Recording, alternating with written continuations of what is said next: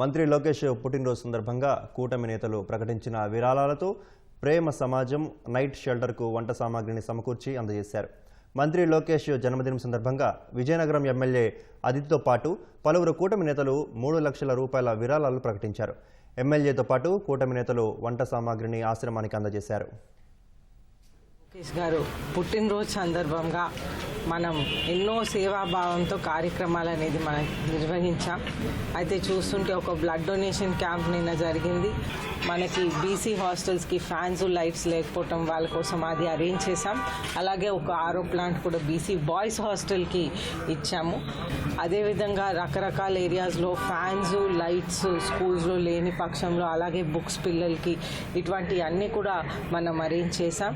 అలాగే మనం చూస్తుంటే ప్రేమ సమాజం ఓల్డ్ ఏజ్ హోమ్ అక్కడ కూడా వంట సామాను సరిగా లేకపోవటం వలన మనం అది కొత్త వంట సామాను తీసుకొని వాళ్ళకి డొనేషన్ అనేది ఇవ్వటం జరిగింది.